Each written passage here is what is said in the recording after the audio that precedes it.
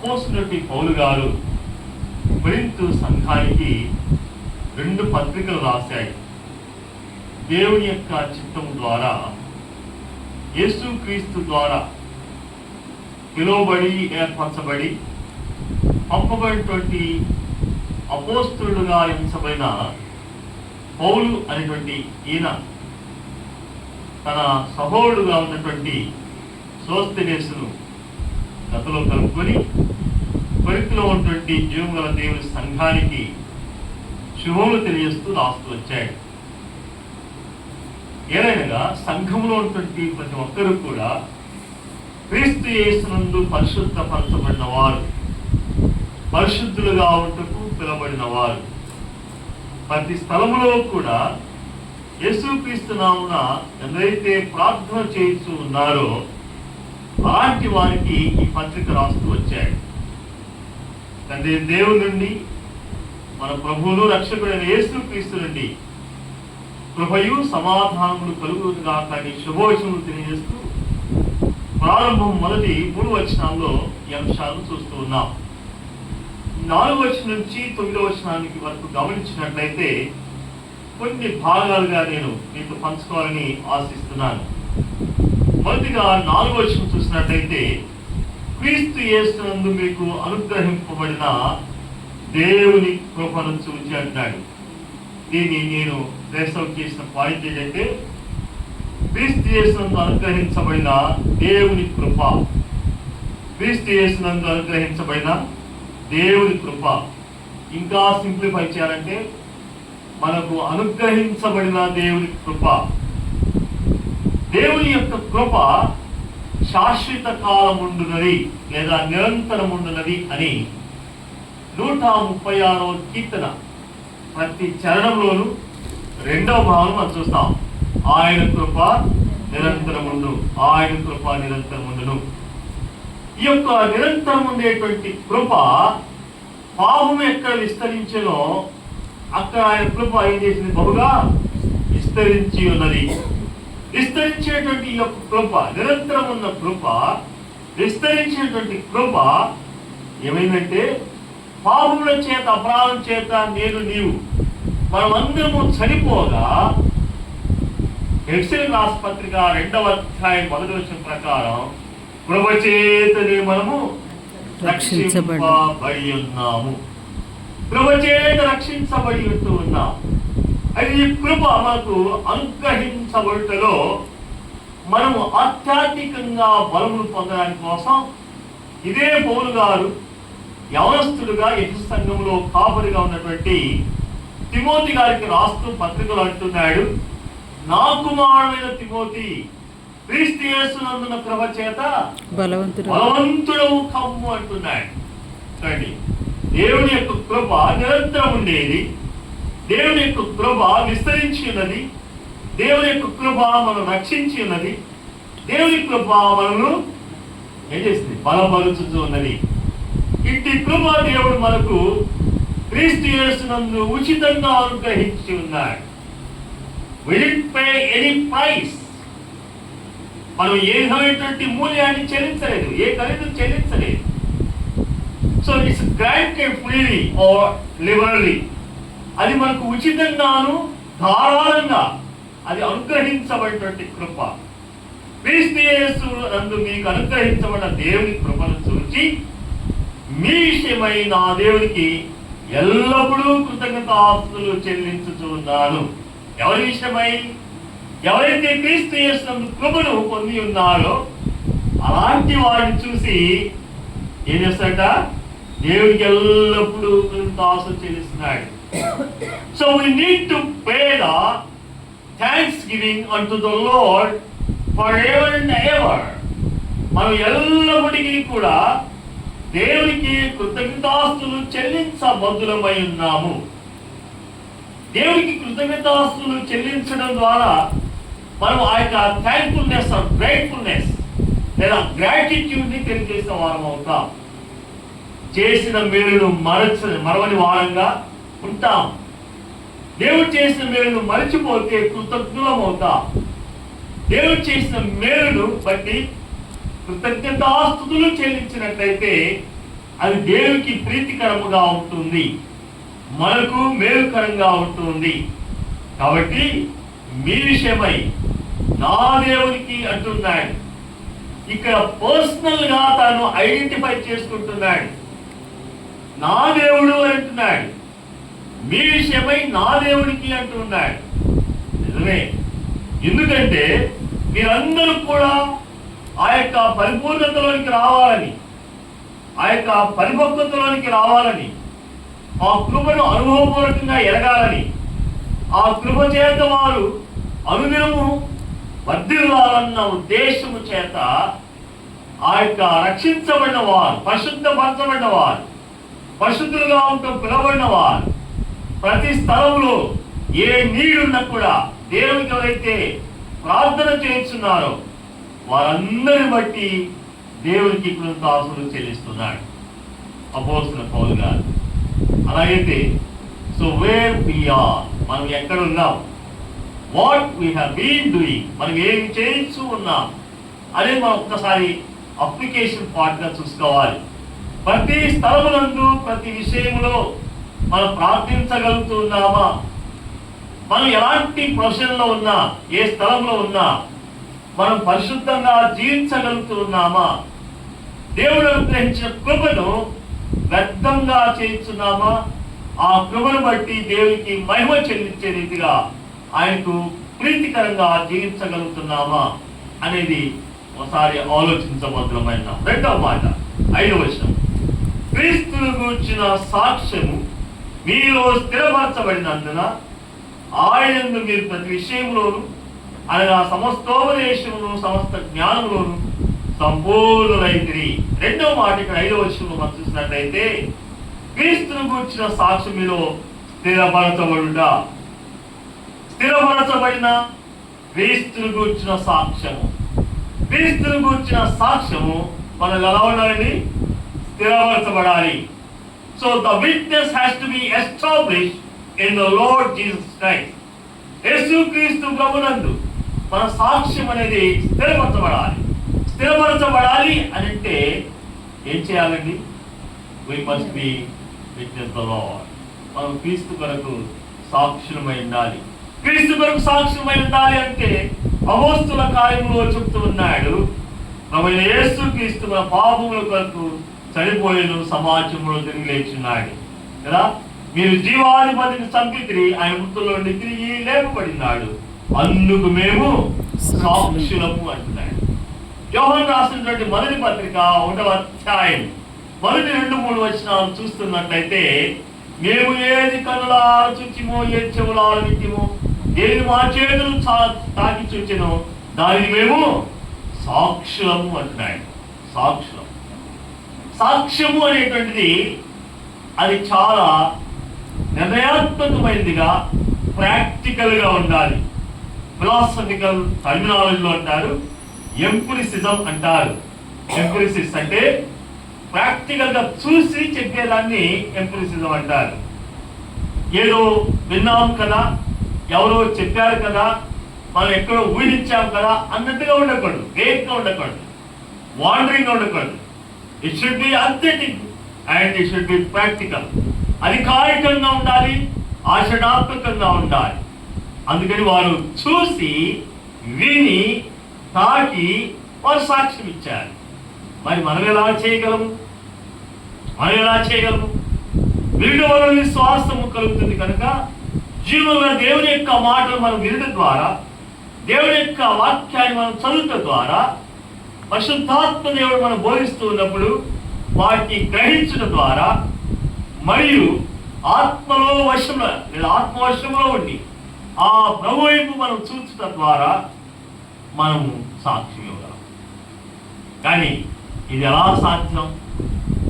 అవునండి, మీరు ప్రకటన గ్రంథంలో చూస్తున్నట్లయితే అపోస్తలుడైనటువంటి యోహాను గారు ఆత్మవశుడై ఉన్నప్పుడు ఆయన దేవుణ్ణి ఎలా చూచాడో, దేవుని ప్రత్యక్షత దూత ద్వారా ఎలా అతనికి అనుగ్రహించబడిందో ఆ సంగతులు గమనించగలుగుతున్నాం. రైట్, ఇలా ఉంటుండగా ఇట్టి సాక్ష్యాన్ని మనం కలిగి ఉండాలి. అందుకనే యేసు ప్రభువు మాట చెప్పాడు, అపోస్తల కార్యములు 1వ అధ్యాయం 5వ వచనం, పరిశుద్ధాత్మ మీ మీదికి వచ్చినప్పుడు మీరు శక్తి నొందెదరు. అప్పుడు మీరు యెరూషలేములోను యూదయ సమరయ దేశములైనంతను భూమి అంతా వరకు మీరు నాకు సాక్షులై ఉండుడి. చూసారా? ఫస్ట్ ఎక్కడ ఉండాలట? యెరూషలేము. ఎప్పుడు? మొదట పరిశుద్ధాత్మ మీ మీదికి వచ్చినప్పుడు మీరు శక్తి పొందుతారు. ఏదో బిర్యానీలు తింటే, మంచి మంచి ప్రోటీన్ పౌడర్ తీసుకుంటే శక్తి బలం అది స్పిరిచువల్ గా ఉన్నటువంటి ఈ యొక్క ఎంపవర్మెంట్, ఆధ్యాత్మికమైనటువంటి యొక్క శక్తిని మనము ఎలా పొందుతామంటే, క్రీస్తు యేసునందు కృప చేత బలం ఎలా పొందినామో పరిశుద్ధాత్మ మన మీదకి వచ్చినప్పుడు మనం శక్తిని పొందుతాం. ఇది ఎలా వస్తుంది? పరిశుద్ధాత్ముడు మనకి ఎలా అనుగ్రహించబడతాడు అనే విషయాన్ని మనం లేఖనాలు చూసినప్పుడు, పాపక్షమాపణ నిమిత్తము మారు మనసు ఇష్టమైన బాప్తిస్మం పొంది అప్పుడు పరిశుద్ధాత్మను వరం మీరు పొందెదరని అపోస్తల కార్యము 2వ అధ్యాయంలో చెప్పబడుతూ వచ్చింది. కాబట్టి ఈ యొక్క ప్రభువారికి మనము సాక్షులు ఉంటప్పుడు మొదట యెరూషలేములో, అంటే మన ఇంటిలో, మన యొక్క సంఘములో, అలాగే స్టూడెంట్స్ అయితే మన ఇంటిలో, మీ కాలేజీలో, క్యాంపస్లో సాక్షులు ఉంటాం. యూదయ సమరయ దేశంలో ఏంటట అంటే ఇరుపురు వారు పట్టణటువంటి ఆ గ్రామాల్లో, పట్టణాల్లో, తర్వాత భూమిగంతముల వరకు wherever we travel, wherever we go, whatever we do, we must witness the Lord. మనం ఎక్కడికైనా ప్రయాణం చేసినా, ఏ ప్రాంతానికి వెళ్ళినా, మనం ఎక్కడ ఏ ప్రొఫెషన్ ఏ పని చేస్తున్నా కూడా మనం ప్రభు కొరకు సాక్షులంగా ఉండాలి. ఇలా ఉండటం ద్వారా మనం ఏమవుతామంటే, ముందు మనం సాక్ష్యాన్ని కాపాడుకుంటాం, రెండోది ప్రభు కొరకు సాక్షులుగా ఉంటాం, మూడోది యొక్క సాక్ష్యం అవుతుంది స్థిరపరచబడుతుంది. So then we have to raise the testimony for the God's glory to bring many souls and the knowledge of salvation.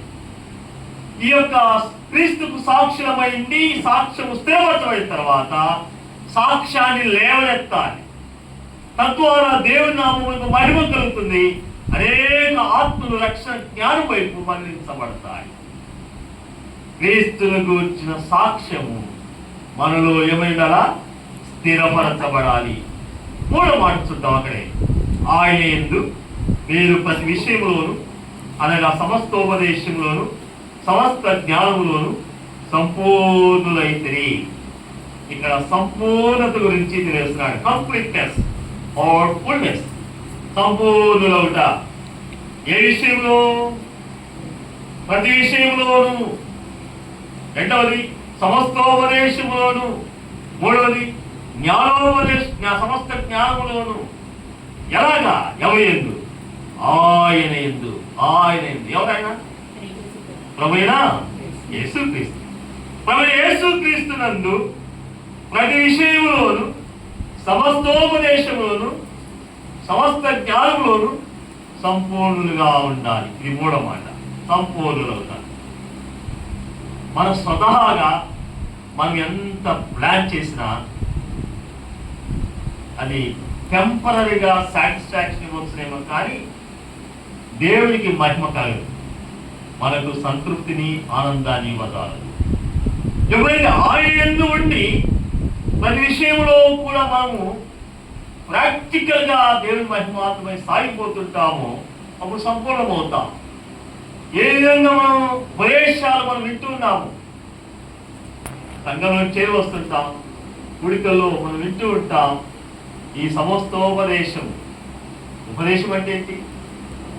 మనం ఎలా మంచిగా ఉండాలో డైరెక్ట్ చేయబడేటువంటి సందేశం.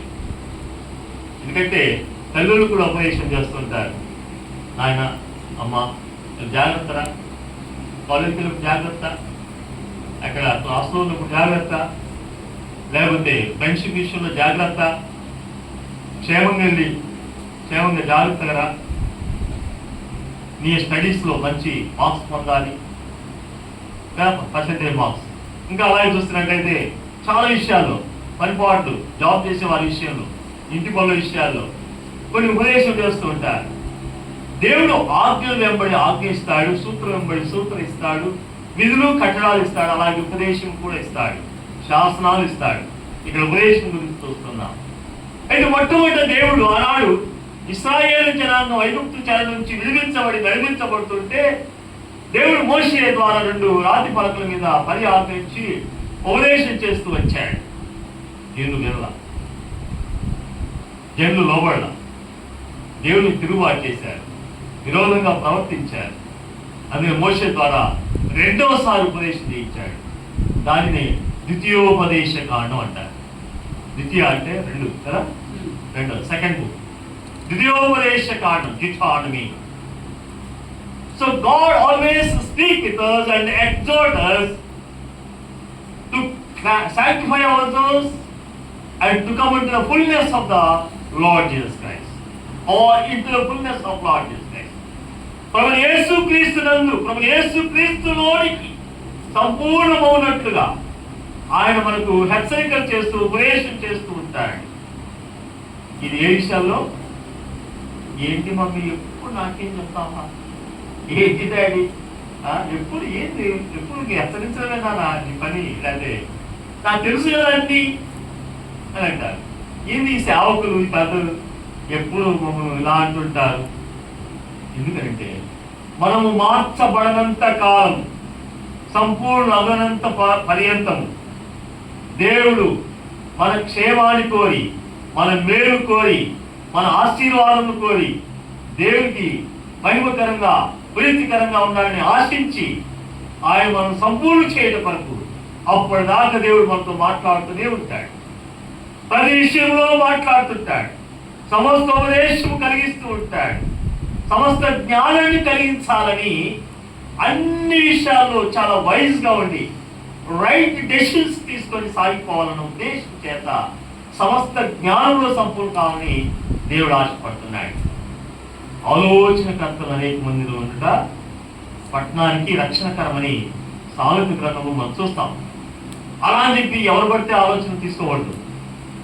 The counsellor should be appropriate to the holy scriptures.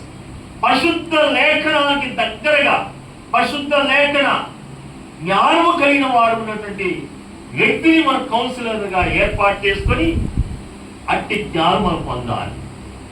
జ్ఞానుల సహవాసము నీకు లభించదని లేఖనాలు చూస్తాం. చూసారా, ఎవరు పడితే వారితో స్నేహం చేయకూడదు.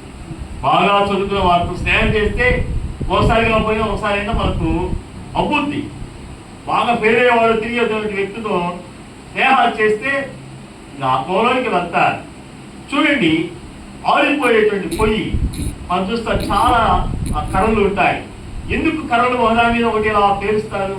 ఒకటి ఆరిపోతున్నా, ఒకటి బూట్ల పాలవుతున్నా, మిగిలిన మండుతున్నటువంటి ఆ యొక్క కర్ర పొలలు ఏం చేస్తాయి? మండిస్తూ ఉంటాయి, రగిలిస్తూ ఉంటాయి, జ్వాలలు రేపుతూ ఉంటాయి. ఇప్పుడు అంతా గ్యాస్ స్టవ్లు వచ్చాయి కదా, గ్యాస్ స్టవ్ కూడా ఒకటే రంధ్రం ఉంటుందా చెప్పండి? కొన్ని గ్యాస్ స్టవ్ అయినా చాలా ఉంటాయి కదా అందులో. ఎందుకంటే ఒకటి అప్పుడప్పుడు కొన్ని తుప్పు పడుతుంది, ఎప్పుడు పోతుంది చూసారా, సరిగ్గా రాదు, మునికి ఉంటుంది. మిగిలిన ఏం చేస్తాయంటే వాటిని పండిస్తాం, మన శుభ్రం చేయాలి. అందుకనే లేవియ కాండంలో మనం చూసినట్టయితే అక్కడ చెప్పబడిన మాటలో, ఇదిగో దీపమును వెలిగించిన తర్వాత దీప స్తంభం మీద పెట్టాలని మత్తయి సువార్తలో ప్రభు యేసు చెప్పాడు. లేవియ కాండం చెప్తూ ఉన్నాడు, ఇదిగో అహరోను సంతతి వారు ఆ దీపాన్ని వెలిగించి ఆ యొక్క సాయంకాలం మొదలుకొని చీకటి తీరు పర్యంతానికి ఉదయకాలం వరకు ఆ ప్రదీపం నిత్యము వెలుగుతూ ఉండాలి. దీపాలు ఎప్పుడు వరకు ఉండాలట? చీకటి ఉన్నంత కాలం వెలుగుతూ ఉండాలి, ప్రజ్వలించబడుతూ ఉండాలి. ఆ దీపం ఏంటి? లేఖనాలు చూస్తాం, నరుని ఆత్మ యెహోవా పెట్టిన దీపం. ఏముంది చూస్తే లోపల? ముందే కాదు, లోపల ఒక ఆత్మ ఉంది. దేవుడు తన పోలికలో తన స్వరూపంలో సృష్టించినప్పుడు మానవుడు ఒక బొమ్మే. ఎప్పుడైతే ఆత్మ అయిన దేవుడు నరుని యొక్క నాస్కారంలో జీవాన్ని ఊదాడో నరుడు జీవితాత్మగా చేయబడ్డాడు. ఈ యొక్క జీవాత్మనే మనము వెలిగించుతూ ఉండాలి. తద్వారా ఈ జ్ఞానోపదేశం గురించి పత్రికలో మనం పౌలు గారు రాస్తాడు. క్రీస్తుని గురించి మహాజ్ఞానము కలిగి ఉండాలి అని రాస్తాడు. రైట్, కొంచెం ముందుకు వెళ్దాం. 7వ వచనం. కనుక ఏ కృపావరమందును లోపము లేక మీరు మన యేసుక్రీస్తు ప్రత్యక్షత కొరకు ఎదురు చూచుతూ ఉన్నారు. రైట్, 7వ వచనంలో ఓ పాయింట్ ఇలా అడ్రస్ అవుట్ చేయొచ్చు. కృపావరమందు లోపము లేకుండా ఉండాలి. ఏం చేయాలట? కృపావరమందు లోపం లేకుండా. So gift of the grace, gift of the grace. కృపావరమునందు ఎలాంటి మిస్టేక్ ఉండకూడదు, లోపం లేకుండా చూసుకోవాలి. కొంతమంది అంటారు, ఎప్పుడు వారికైనా పని చెప్పేది, ఎప్పుడు వారికైనా ప్రివిలేజీ, ఎప్పుడు వారిని స్టేజ్ నిలబెట్టేది, లేకపోతే ఎప్పుడు వాళ్ళేనా ఇదే ఉంటుంది మనసులో. ఎందుకంటే సాతానుడు అపవాది కదా, అపవాదు మోపడానికి ప్రయత్నం చేస్తాడు. మనల్ని మానసికంగా, ఆధ్యాత్మికంగా, భౌతికంగా కృంగజేయాలని ప్రయత్నం చేస్తూ ఉంటాడు. ఇలాంటి నెపాలు మోపిస్తుంటాడు.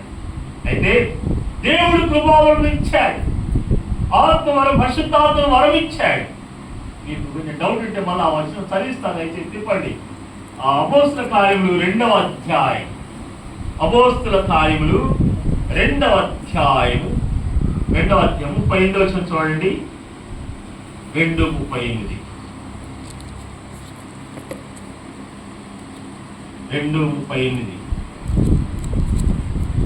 పేతురు అంటున్నాడు చూడండి. ఇక్కడ పేతురు, మీరు మారు మనస్సు పొంది పాప క్షమాపణ నిమిత్తము ప్రతివాడు యేసుక్రీస్తు నామమున బాప్తిస్మం పొందుడి, అప్పుడు మీరు పరిశుద్ధాత్మ వరము పొందుదురు. So God has given to the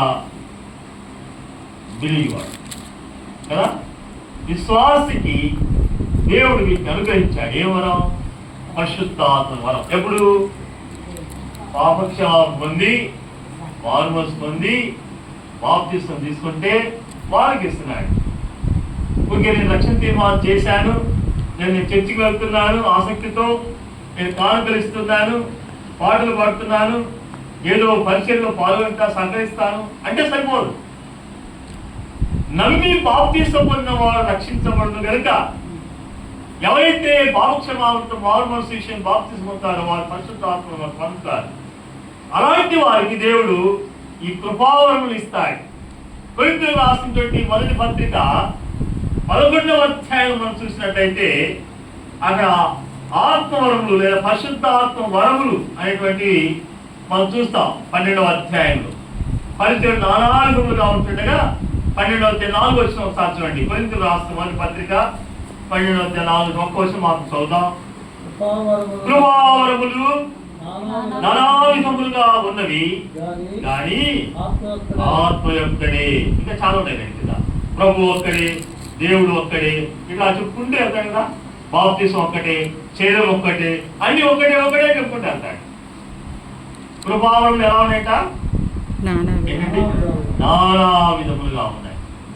దేవుడు ఒక్కొక్క కృపావరం ఇచ్చి దేవుడు ఒక్కొక్కరిని ఏం చేస్తాడంటే ఒక రీతిలో వాడిని అభివృద్ధి పరచడానికి దేవుడు ఇష్టపడుతున్నాడు. ఇవన్నీ దేవుని మహిమ కోసమే, ఇవన్నీ సంఘం యొక్క క్షేమాభివృద్ధి కొరకే, ఇవన్నీ మన యొక్క ఆధ్యాత్మిక మేలు కొరకే, అనేక ఆత్మల రక్షణ కొరకే ఈ కృపావరం అనుగ్రహించబడ్డాయి. బట్ నాట్ సెల్ఫిష్, స్వార్థము కొరకు మాత్రం కాదు. స్వార్థం కొరకు మాత్రం కృపావరంలో అనుగ్రహించబడి దేవుని మహిమ కొరకు, సంఘ క్షేమాభివృద్ధి కొరకు, విశ్వాసుల యొక్క ఆత్మలు పొందుటకు, నశించిన ఆత్మలు రక్షించబడ్డారు. బట్ నాట్ అవర్ సెల్ఫ్, నా కొరకు, నా సొంత కోసం కాదు. ఒకసారి ఒక ఆయన అన్నాడు, బ్రదర్ మీరు తెలంగాణలో చాలా మంది ప్రార్థన చేసేవాళ్ళు, ఎంతో మంది వ్యాధిగ్రస్తులు స్వస్థపరచబడ్డారు, ఎంతో దయ్యాలు నిలబడ్డబడ్డాయి, చేలబడ్డలు కూడా బాగయ్యారు, పిల్లలు లేని కూడా పిల్లలు పుట్టారు, మరి మీకెందుకు ఇది వచ్చింది అని అన్నాడు ఒకసారి. సరే, మరి ఆనాడు దినాల్లో ఎలీషా ప్రవక్తకి ఎందుకు వచ్చింది? పౌలు గారు నా దేహం నాకు ముందుంచాడని ఎందుకన్నాడు?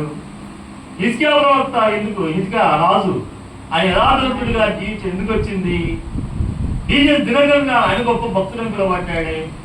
కాబట్టి దేవుని సేవకులకైనా సంఘ పెద్దలకైనా దేవుని బిడ్డలకైనా అవి వ్యక్తిగత స్వార్థం కోసం దేవుడి కృపావరులు ఇవ్వలేదు, అది గుర్తుపెట్టండి. కానీ అపకాలంలో మాత్రం దేవుడు మనల్ని ఆదుకునే సహాయకుడిగా ఉన్నాడు, నమ్ముకున్న సహాయకుడిగా ఉన్నాడు, ఆయనే మన యొక్క పరమైతులుగా ఉంటున్నాడు. రైట్, ఇక్కడ మనం ఏం చూస్తున్నామంటే కృపావరునందు లోపము లేని వారంగా ఉండాలి. లోపం లేని వారంటే so we had to exercise whatever the assigned gift of the grace. దేవుడు మనకి ఏదైతే ఈ కృపావరుని అనుగ్రహించినాడో దాన్ని మనం ఏం చేయాలి, అభ్యాసము చేస్తూ ఉండాలి. ఇక్కడ మెడికోస్ ఉండొచ్చు, చాలా మంది ఫ్యామిలీ మెంబర్స్ ఉన్నారు. మన పనులు ఏదో ఇన్స్టెంట్గా ఉన్నాయితాయా? స్టూడెంట్స్ ఎగ్జామ్స్ మనం అప్పటికప్పుడు వెళ్ళి చక్కగా రాయగలమా? లేదు. Throughout the academic year we had to prepare కదా. అకాడమిక్ అంతా కూడా కావాలి. ఇక్కడ చూడండి, మన అభ్యాసం చేస్తూ ఉన్నట్లయితే లోపం ఉంటుంది. ఎప్పుడైతే మనము స్పిరిచువల్ వార్ఫేర్లో ఉంటుండగా సరైనటువంటి ప్రాపర్ స్పిరిచువల్ ఫిట్నెస్ లేదనుకోండి, అంతే. లైక్ కిందికి రండి. కాబట్టి 7వ వచనం అంటున్నాడు, లోపం లేక మీరు మనతో యేసుక్రీస్తు ప్రత్యక్షత కొరకు ఎదురు చూస్తున్నారు. దేనికోసం ఎదురు చూస్తున్నాట?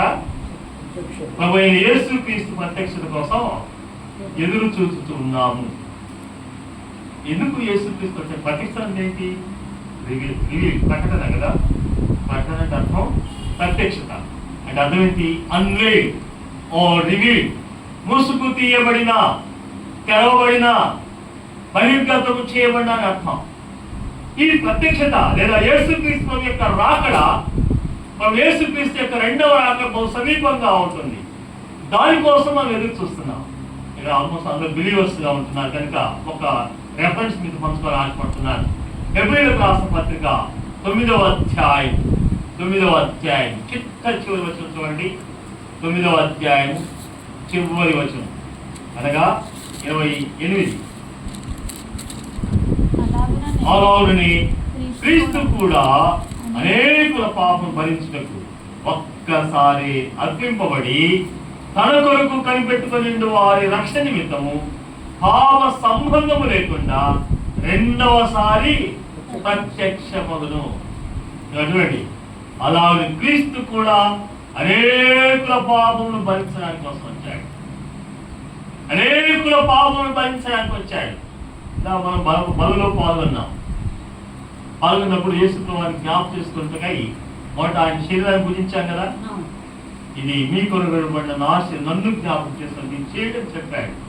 ప్రభు తన అప్పగించమన్నాడు. అలాగే బయలుపడి ఆయన చెప్పాడు, పాదరెత్తుకొడుకు కృతాసులు చెల్లించి ఇది మీ కొరకు అనేకుల కొరకు వచ్చి దింపబడిన కొత్త నిబంధన, దీనిలోకి రావనప్పుడు నన్ను జ్ఞాపకం చేసుకుంటే దీన్ని చేయాలి అని చెప్పాడు.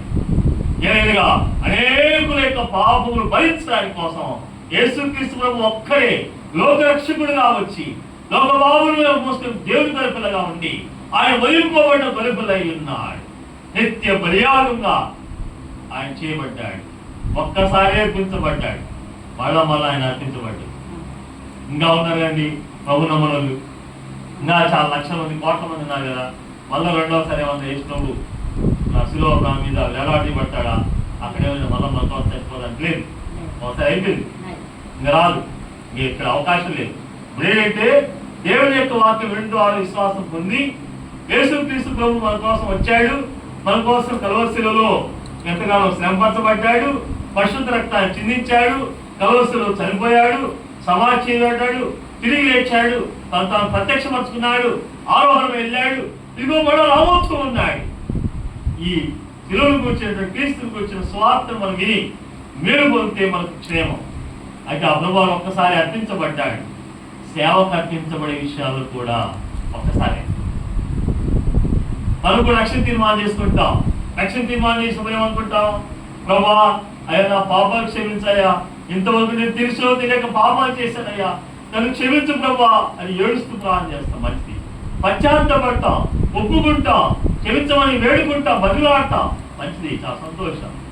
అంతేకాదు యేసయ్యా నన్ను బిడ్డగా చేస్తాయా, యేసు ప్రభా నీవు నా హృదయంలోకి రాయా, నన్ను క్షమించి రక్షించి నీ యొక్క రాజ్యనివాసం చేయంటాం. యేసు వాళ్ళు నా రక్షకుడు నా ప్రభుగా ఉండాలని, నా దేవుడిగా ఉండాలని, నా హృదయంలో నిన్ను ఆహ్వానిస్తూ నేను అంగీకరిస్తున్నానైనా అని చెప్తాం. ఇక నుంచి నేను పరిపూర్ణ సహాయం చేయండి. మంచిది.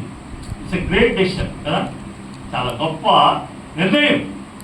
అయితే మనం ఒక్కసారే క్రీస్తు మన కొరకు అర్పించబడ్డాడు, ఒక్కసారి రక్షణ తీర్మానం, ఒక్కసారి బాప్తిసం, ఒక్కసారే సేవ పిలబడి అర్పించబడటం జరుగుతుంది. మళ్ళా జరుగుతుంది అంటే పేరు రాసినటువంటి పత్రికల విషయాన్ని జ్ఞాపకం చేసుకోవాలి. గుర్తొస్తుందా? కుక్క తన వాంతికి తిరిగినట్టును, బురద మళ్ళా పంది బురదలో పొరలాడినట్టు. అలా చేస్తే ఎలా ఉంటుంది? మనకి అసలు తినడం తర్వాత సంగతి. కుక్క అక్కడ కక్కి మొదలుపెట్టి మనకి ఎంత అసహ్యత పుట్టింది. కొంతమందికి ఆడపిల్లలు అయితే మరి ఇలా ఊతులు వెళ్తారు, వీళ్ళు వాంతులు చూసుకుంటారు, వీళ్ళకి వచ్చేసైతే అందరూ నాకు కొంతమంది రైట్. అంటే అది న్యాచురల్. అంటే అంత చూడడానికి అంత అసహ్యంగా ఉంటే కడగబెట్టడు ఆయన పంది మళ్ళీ బొరలో పొంది ఆడుతుంది. అయ్యో నేను ఎందుకు ఇలా చేశామా అనిపిస్తుంది. కానీ మనము కూడా ఇహలోక మాలిన్యం అంటుకోకుండా తాను జాగ్రత్తగా చూసుకోవాలని యాకోబు భక్త కోటికి రాస్తూ 1వ అధ్యాయం చివరి వచనంలో చెప్తున్నాడు. మన భక్తి నిజమైన భక్తిగా ఉండాలి, దేవుని ఎదుట ఉండాలి, పవిత్రమైన భక్తిగా ఉండాలి. కాబట్టి ఇలా ఉంటూ ఉండగా తన కొరకు కనిపెట్టుకుని వారి రక్షణ నిమిత్తము, ఎవరి కోసం? యేసుక్రీస్తు ప్రభు వారి కోసం ఎందరైతే కనిపెట్టుకుంటున్నారో ఆ రక్షణ కోసమై. ఏంటండి మీరు మళ్ళీ కొత్త బాధ చేస్తున్నారు అనుకోవచ్చు. నేను రక్షణ తీర్మానం ఎప్పుడో చేశాను, ఎప్పుడో బాధ తీసుకున్నా, సంఘంలో ఎప్పటి నుంచో ఉంటున్నాను, మళ్ళా రక్షణ కోసం నేను కనిపెట్టాలా అది కొంతమంది అనుకుంటుంటారు. అది మొదటి మెట్టు, రక్షణ మొదటి మెట్టు. రక్షణ తీర్మానం చేయటం, క్రీస్తు రక్తంలో కడబడటం, క్రీస్తు చేత క్షమించబడటం, యేసు క్రీస్తు మతంలో అంగీకరించడానికి మొదటి మెట్టు. నమ్మి పాపం రక్షించబడటం. నాటి నుంచి క్రీస్తు యేసు రాకడ వరకు లేదా మన మరణం వరకు మనము ప్రతిదినము కూడా దేవుని యొక్క వాక్యము చేత పరిశుద్ధ పరచబడుతున్నారు. మరి దాన్ని జస్టిఫికేషన్ అంటారు. రక్షించబడిన ప్రభు రాకడ వరకు లేదా మన తుది శ్వాస వరకు అనుదినము పవిత్రపరచబడటాన్ని శాంక్టిఫికేషన్ అంటారు. మూడవది యేసుక్రీస్తు ప్రభు రాకడ ఎత్తబడటం చూసారా, అదే మన నిరీక్షణ. దానికోసమే అంతా నమ్మలేదు.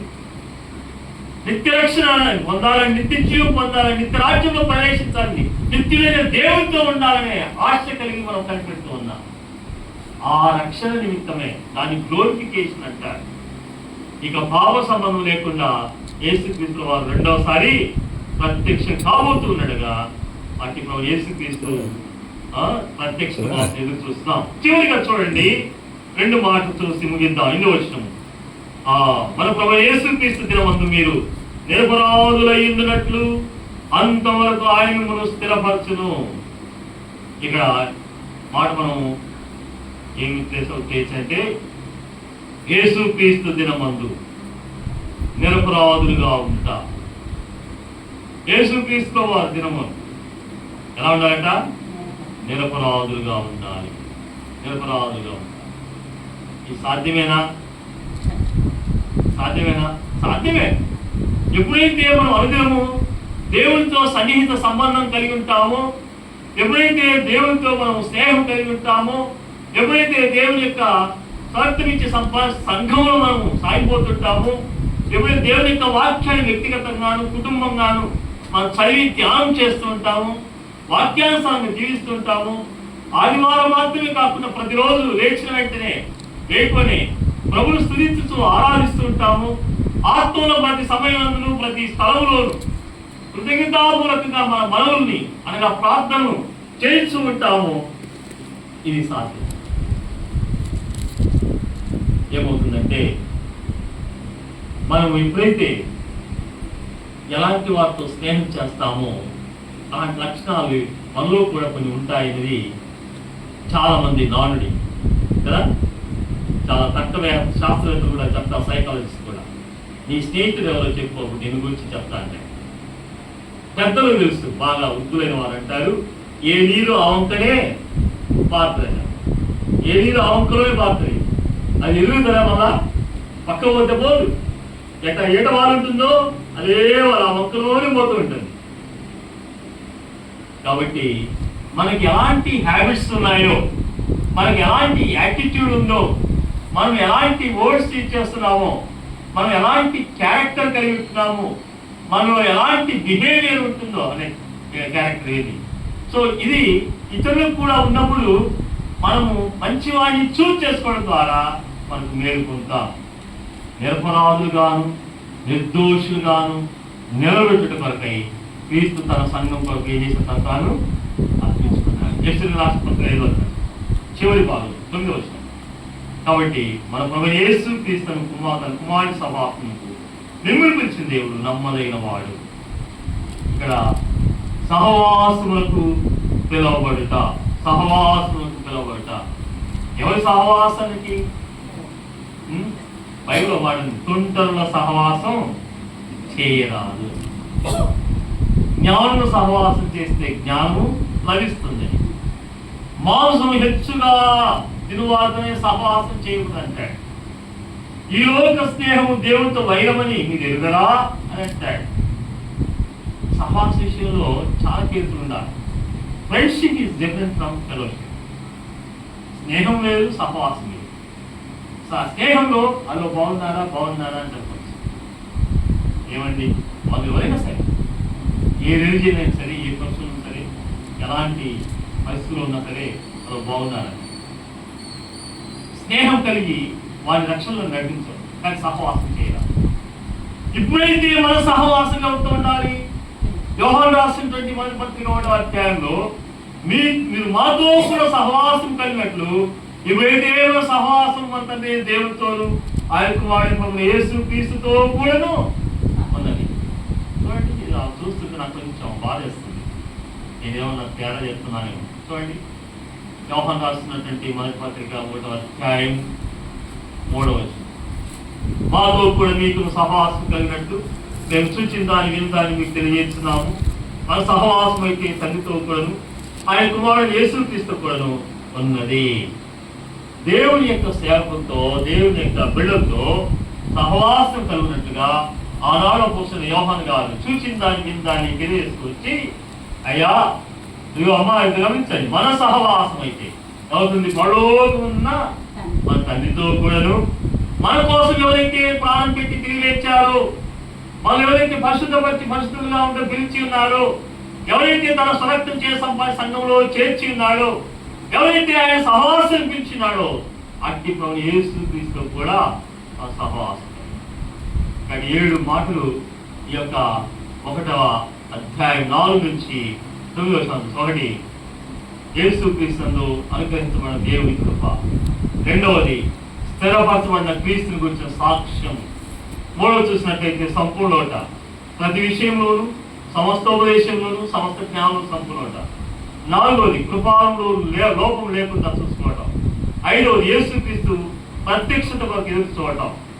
6వది చూసినట్లయితే యేసుక్రీస్తు దినమందు నిరపరాధులు. ఎందుకంటే ఆ రోజు జడ్జిమెంట్ జరగబోతుంది.